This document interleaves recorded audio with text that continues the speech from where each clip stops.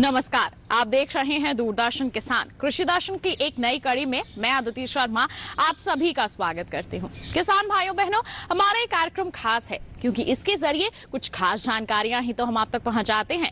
हमेशा की तरह लेकर आए हैं हमारे तीनों सेगमेंट्स विज्ञान और किसान, कृषि स्टार्टअप और फार्मिंग इंडिया। और इसके जरिए बता दें आपको, सबसे पहले तो हम आपको बताएंगे देसी गाय पालन के बारे में, फिर मुलाकात करवाएंगे प्रगतिशील किसान भूरा सिंह से और फिर बात होगी प्रधानमंत्री कुसुम योजना की। तो फिर आइए आज के अंक की शुरुआत करते हैं। आइए अब कार्यक्रम में नजर डालें हमारे पहले सेगमेंट विज्ञान और किसान पर। किसान भाइयों बहनों, पशुपालन का ग्रामीण अर्थव्यवस्था में बहुत ही महत्वपूर्ण योगदान रहा है। ये बात हम सभी जानते हैं। हमारे जो गांववासी हैं या फिर कहें जो हमारे किसान हैं, वो देसी गायों का पालन करते आ रहे हैं और अब तो इसकी ओर उनका रुझान और भी ज्यादा बढ़ गया है क्योंकि देसी गाय के दूध की मांग लगातार बढ़ती जा रही है। तो किस तरह से देसी गाय पालन करके इसे आप अपने लिए फायदेमंद बना सकते हैं, अपनी आमदनी को और भी ज्यादा बढ़ा सकते हैं, आइए जाने हमारे सेगमेंट में।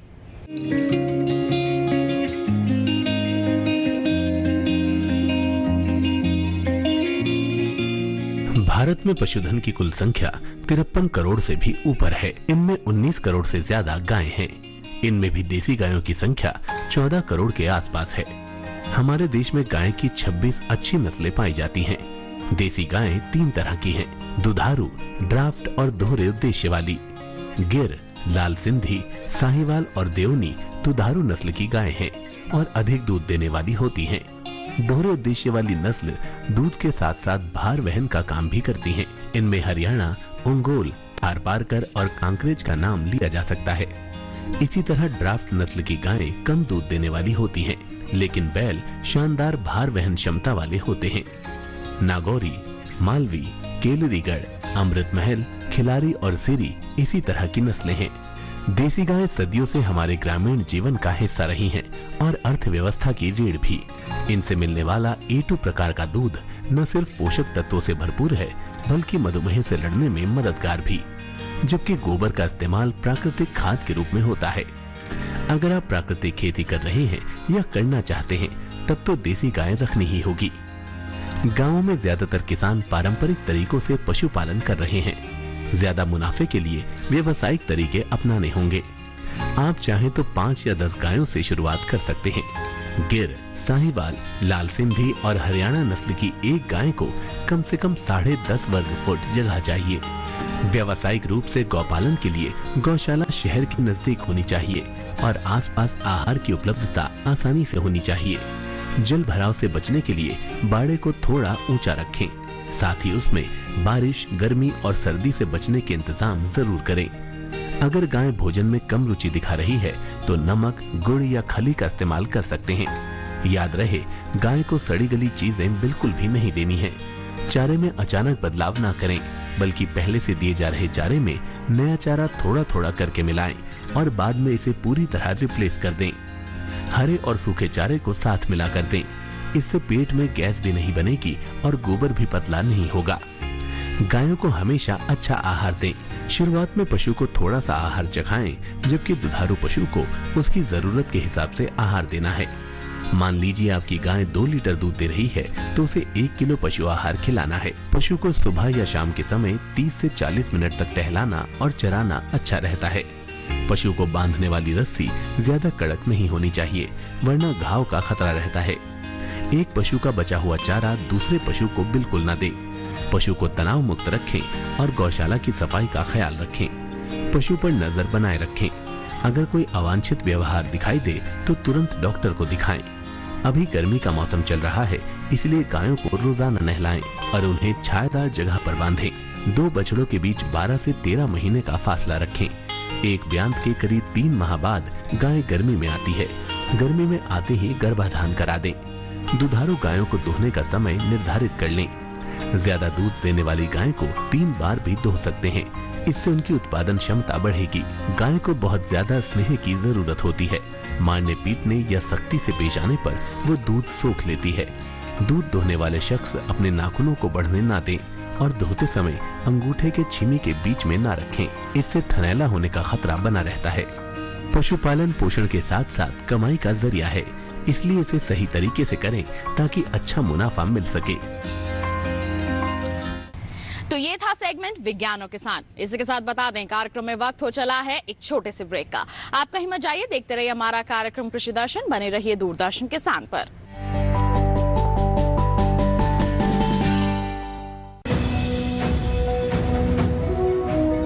भारत सरकार का हर प्रयास किसानों को दे रहा है एक नई आस। देश के किसानों की खुशहाली और उन्हें आत्मनिर्भर बनाने के लिए भारत सरकार समर्पित है।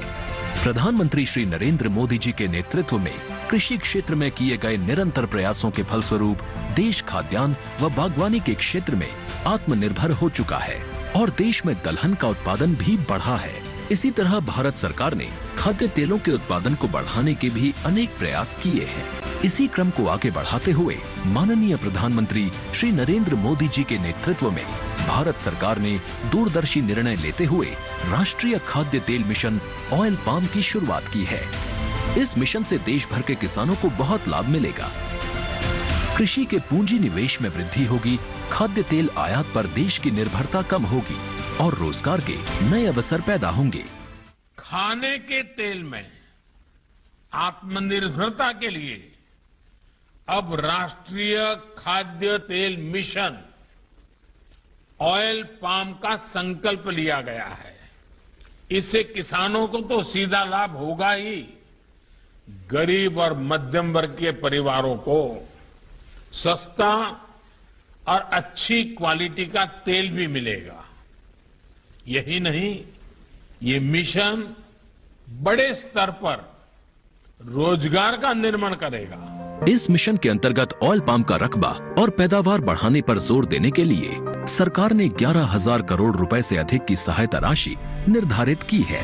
मिशन के तहत सरकार ने ऑयल पाम की खेती के लिए रोपण आदि की सहायता में बढ़ोतरी करते हुए पहले मिलने वाले 12,000 रुपए प्रति हेक्टेयर को बढ़ाकर 29,000 रुपए प्रति हेक्टेयर तक कर दिया है। ऑयल पाम के पुराने बागों के पुनरुद्धार के लिए 250 रुपए प्रति पौधा के हिसाब से विशेष सहायता दी जा रही है। पौधारोपण सामग्री की कमी दूर करने और बीजों की पैदावार करने वाले बागों को भी सहायता दी जाएगी।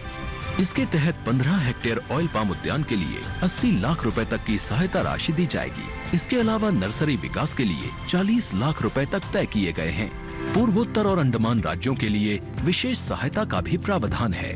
ऑयल पाम के किसान ताजे फलों के गुच्छे यानी FFB का उत्पादन करते हैं, जिनकी वर्तमान में कीमतें अंतर्राष्ट्रीय मूल्यों में उतार चढ़ाव के आधार पर तय होती हैं। पहली बार केंद्र सरकार ताजे फलों के गुच्छे की कीमत के लिए किसानों को आश्वासन दे रही है।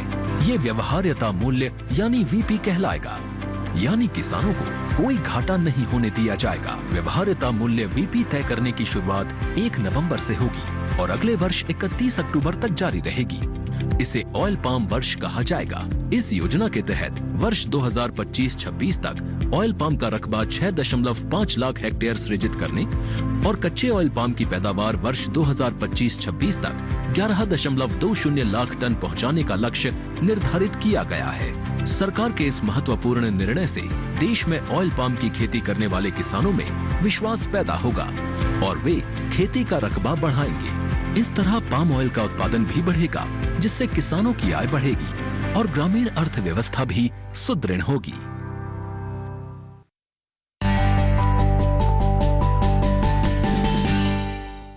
ब्रेक के बाद दूरदर्शन किसान के कार्यक्रम कृषि दर्शन में आप सभी का फिर से स्वागत। आइए अब नजर डालें हमारे सेगमेंट कृषि स्टार्टअप पर। नई सोच और नए जज्बे के साथ बता दें आपको, एक नया मुकाम हासिल किया जा सकता है, सफलता हासिल की जा सकती है और ऐसा ही कुछ कर दिखाया है हमारे आज के प्रगतिशील किसान भूरा सिंह जी ने। कैसा रहा है इनका कामयाबी का सफर, कैसे इन्होंने इन ऊंचाइयों को छुआ है, आइए जाने हमारे सेगमेंट में।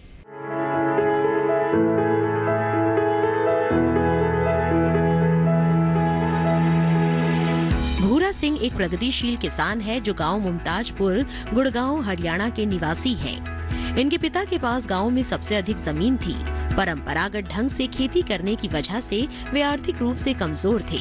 छोटी उम्र से ही भूरा सिंह पढ़ाई के साथ साथ खेती से भी जुड़े हुए थे। खेती में मनचाहा ना मिल पाने के बाद भूरा सिंह ने विकल्प के रूप में नौकरी की तलाश शुरू की।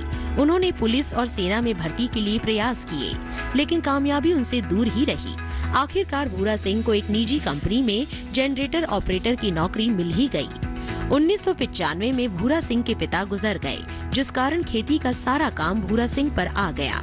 परंपरागत ढंग से खेती करने की वजह से इनके पास पूंजी कम थी, जिस कारण खेती के काम में भूरा सिंह के सामने कई समस्याएं आ रही थी। 1995-96 में जब इन्होंने धान की खेती शुरू की तो इन्हें धान की बीजों की जरूरत होती थी, लेकिन बाजार में बीज उपलब्ध नहीं थे। किसी प्रकार बीज उपलब्ध करा के वे एक ही बीज को बार बार बोते रहे, जिससे गुणवत्ता पर असर पड़ा, साथ ही उत्पादन पर भी फर्क पड़ा। अनपढ़ता होने के कारण उपज को बाजार में बेचने में भी समस्या आती थी। इस समस्या का तब हल निकला जब वे पूसा के वैज्ञानिकों के संपर्क में आए। उन्हें नई नई तकनीकों के बारे में जानकारी मिली। उन्हें ये समझ आया कि आधुनिक तकनीकों को अपनाकर खेती में अपनी आय को बढ़ा सकते हैं। भूरा सिंह को खेती में बड़ी कामयाबी उस वक्त मिली जब पूसा के वैज्ञानिकों की निगरानी में उन्होंने धान का एक हाइब्रिड बीज विकसित किया।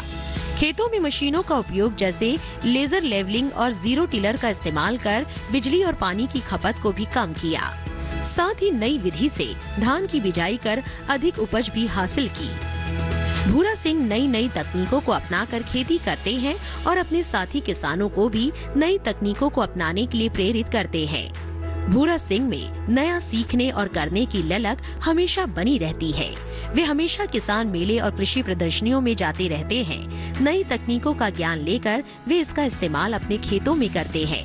वे जानते हैं कि तकनीक और मशीनरियों पर खर्च करना जरूरी है। उनका पूर्ण विश्वास है कि आधुनिक खेती नुकसान का सौदा नहीं है। भूरा सिंह को खेती के क्षेत्र में किए गए उनके अनेक सराहनीय कार्यों के लिए अनेक पुरस्कारों से भी सम्मानित किया गया है। भारतीय कृषि अनुसंधान संस्थान नई दिल्ली ने उन्हें प्रगतिशील किसान पुरस्कार से नवाजा है। तो ये था सेगमेंट कृषि स्टार्टअप। बता दें, इसी के साथ कार्यक्रम में वक्त हो चला है एक और छोटे से ब्रेक का। आप कहीं मत जाइए, हम जल्द ही हाजिर होंगे। बने रहिए दूरदर्शन किसान पर, देखते रहिए हमारा कार्यक्रम कृषि दर्शन।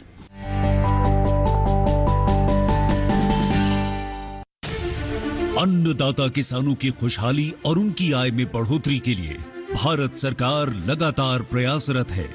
माननीय प्रधानमंत्री श्री नरेंद्र मोदी जी के दूरदर्शी नेतृत्व में पिछले 7 वर्षों में खेती को आधुनिक और किसानों को आत्मनिर्भर बनाने के लिए कई निर्णय लिए गए हैं। छोटा किसान बने देश की शान, ये हमारा सपना है। देश के 80% से ज्यादा किसान ऐसे हैं जिनके पास 2 हेक्टेयर से भी कम जमीन है। अब देश में इन्हीं छोटे किसानों को ध्यान में रखते हुए कृषि सुधार किए जा रहे हैं, निर्णय लिए जा रहे हैं। प्रधानमंत्री किसान सम्मान निधि योजना की शुरुआत 24 फरवरी 2019 को माननीय प्रधानमंत्री श्री नरेंद्र मोदी जी के द्वारा की गई थी। पीएम किसान योजना का पूरा खर्च भारत सरकार वहन करती है। इसके तहत लाभार्थी किसानों को हर साल 6,000 रुपए की सम्मान राशि 2,000 रुपए की 3 समान किस्तों में सीधे उनके बैंक खातों में हस्तांतरित की जाती है। अब तक 11 करोड़ से भी अधिक लाभार्थी किसानों के बैंक खातों में 1,58,000 करोड़ रुपए से अधिक की राशि सीधे ट्रांसफर की जा चुकी है। किस्तों की जानकारी किसानों को एसएमएस के माध्यम से दी जाती है।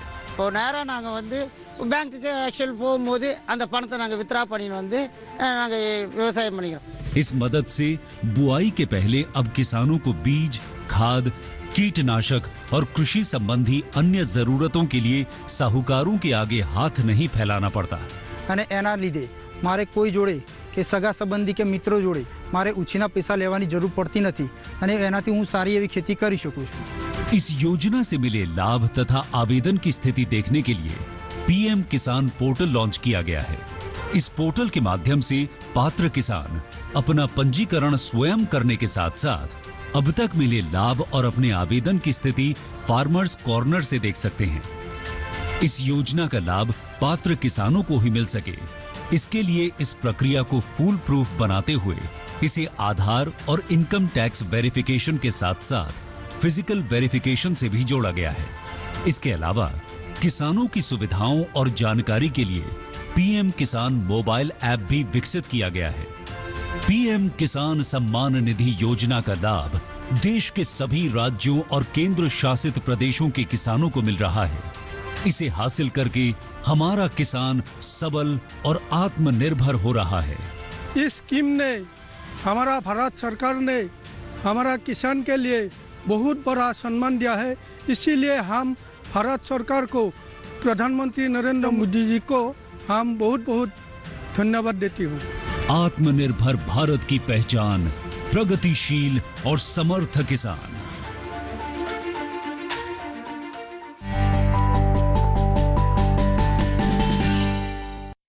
ब्रेक के बाद दूरदर्शन किसान के कार्यक्रम कृषि दर्शन में आप सभी का फिर से स्वागत।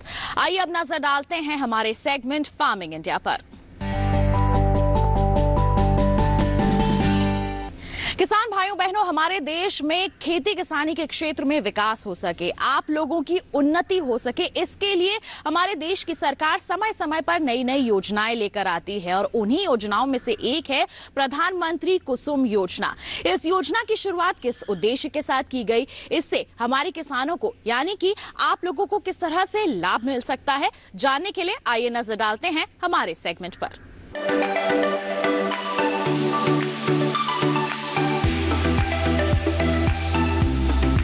सरकार ने फरवरी 2019 में प्रधानमंत्री किसान ऊर्जा सुरक्षा एवं उत्थान महाअभियान पीएम कुसुम योजना शुरू करने की मंजूरी दी थी। इस योजना का मकसद सौर ऊर्जा क्षमता विकसित करने में किसानों की मदद करना है। इससे किसानों को आय बढ़ने के साथ ही खेती के लिए पानी की जरूरत पूरी होगी। इसके जरिए वर्ष 2022 तक 30.8 गीगावाट बिजली उत्पादन का लक्ष्य रखा गया है। इस योजना के तहत किसानों को सब्सिडी पर सोलर पैनल मिलते हैं, जिससे वे बिजली बना सकते हैं। जरूरत भर बिजली का इस्तेमाल करके वे बाकी को बेचकर अतिरिक्त आय भी हासिल कर सकते हैं। इस योजना में 20 लाख किसानों को सोलर पंप बनाने में मदद की जाएगी। 15 लाख किसानों को ग्रिड से जुड़े सोलर पंप लगाने के लिए धन मुहैया कराया जाएगा। इस योजना पर सरकार ने 34,422 करोड़ रुपए खर्च करने का ऐलान किया है। पीएम कुसुम योजना के 3 घटक हैं। पहला, विकेंद्रित ग्रिड से जुड़ी 10,000 मेगावाट की क्षमता के सोलर पावर प्लांट स्थापित करना, जिसमें हर प्लांट की क्षमता 2 मेगावाट तक की होगी। दूसरा घटक 20 लाख सौर ऊर्जा चालित कृषि पंपों की स्थापना। 15 लाख किसानों के सिंचाई पंप को सोलर पंप से जोड़ना। इस योजना के जरिए बिजली और डीजल से चलने वाले सिंचाई पंप को सोलर एनर्जी से चलने वाले पंप में बदला जाएगा। सोलर पैनल से मिलने वाली बिजली का इस्तेमाल किसान पहले अपने सिंचाई के काम में करेंगे। उसके अलावा जो अतिरिक्त बिजली बचेगी उसे विद्युत बिजली वितरण कंपनी को बेचकर किसान 25 साल तक आमदनी कमा सकते हैं और प्रदूषण भी कम होगा। सोलर पैनल 25 साल तक चलेगा और इसका रखरखाव भी आसान है। इससे किसानों को हर साल 1 एकड़ पर 60,000 रुपए से 1 लाख रुपए तक की आमदनी अगले 25 साल तक हो सकती है। किसानों को अपने में सोलर पैनल स्थापित करने के लिए केवल 10% रकम का भुगतान करना होता है। केंद्र और राज्य सरकार किसानों को बैंक खाते में 60% की सब्सिडी देती है। केंद्र और राज्य की ओर से बराबर का योगदान देने का प्रावधान है और बैंक की ओर से 30% लोन का भी प्रावधान है। इस लोन को किसान अपने होने वाली आमदनी से भी आसानी से भर सकते हैं। किसानों को इस योजना का लाभ उठाने के लिए सरकारी वेबसाइट https://mnre.gov.in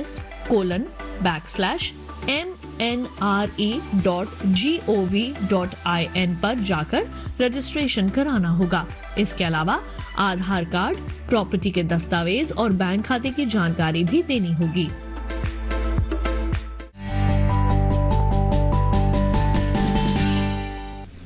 तो ये था हमारा आज का कार्यक्रम कृषि दर्शन। उम्मीद करते हैं आज के कार्यक्रम में दी गई जानकारियां आपके लिए जरूर लाभकारी साबित हुई होंगी। साथ ही आपको बता दें, दोबारा हमारा ये कार्यक्रम आप देखना चाहते हैं तो टीवी स्क्रीन पर दिखाई जा रहे QR कोड को स्कैन कर लीजिए, सीधा पहुंच जाएंगे हमारे YouTube चैनल पर। साथ ही बता दें आपको कि जुड़ना चाहते हैं आप हमसे तो आप हमें ईमेल कर सकते हैं।